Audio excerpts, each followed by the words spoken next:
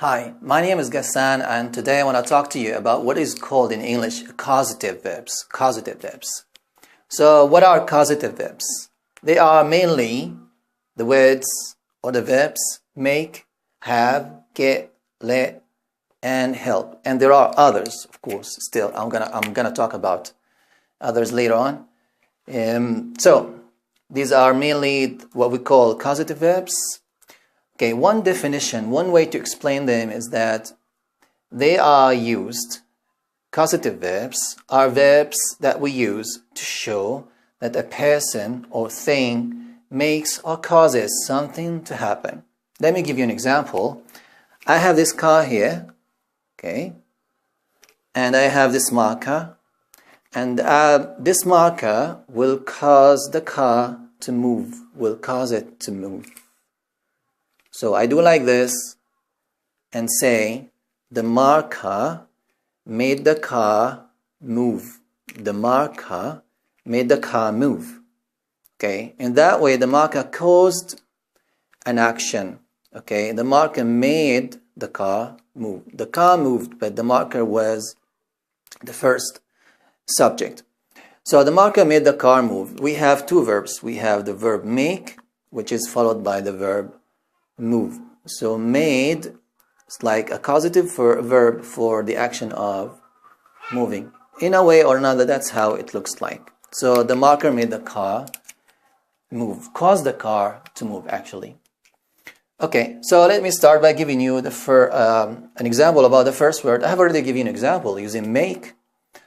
Okay, another example using make is the teacher made us, that's in the past, the teacher made us rewrite the paragraph. In this area, in this sentence, made or make means require or force. Require or force. Okay, so the teacher made us rewrite the paragraph. Notice that after made, this is the causative verb, the verb that followed made is rewrite. It came in the base form. That means there is no S, no ing, no nothing. Just the base form. Okay, another verb is let. So the verb let, this is an example. My boss lets us, which means allow. My boss lets us eat at work. Notice that let caused the action of eating, but notice that eat came in the base form. Okay, which means allow. My boss lets us eat at work. That was another example. That was about let. Yeah. Okay. A third verb is help. My teacher helps me. He affects me. My teacher helps me understand things easily. My teacher helps me understand things easily. Notice that I used help, and here the verb that followed it came in the base form.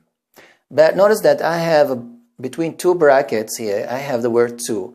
That means it's possible also that you hear somebody saying that my teacher helps me to understand things easily. But it's not very common nowadays. That's why it's very common to use help without to. Okay, have. The verb have, which basically here means to ask actually. I'll have a mechanic fix my car. I'll have a mechanic fix my car. So have caused the mechanic to do what? I caused the mechanic to do what? To fix my car. But this is the verb that I'm talking about. So have, and the verb that followed is fix. So I'll have a mechanic fix my car. Notice that here I have, and here I used fix in the base form. And what I have here is a person, a mechanic, a real doer of an action. But I can simply replace have and use the word get. So I can simply say, I'll get a mechanic to fix my car, which means the same. But notice that get is informal. In these two sentences, have and get mean the same thing. Okay, using have. But here I'm going to use have in something called a passive form, a passive causative. For example, I'll have my car fixed. I used have, but I used a real thing that receives the action, a real object like.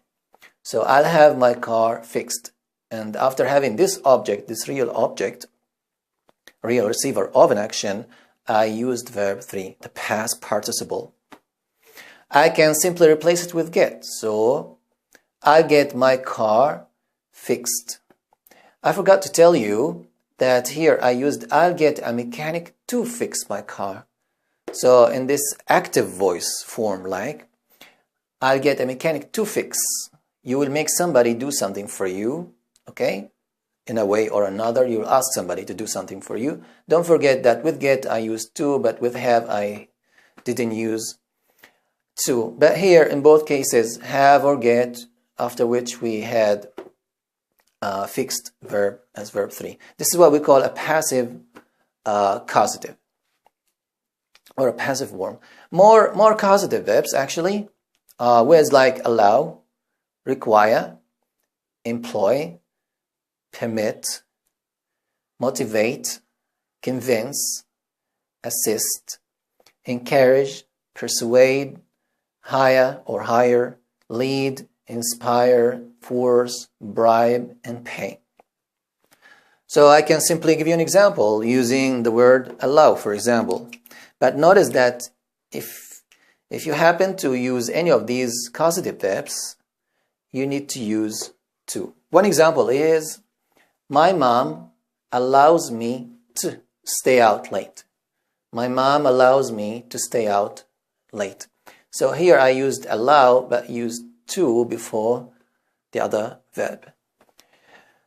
There's also still a special case here.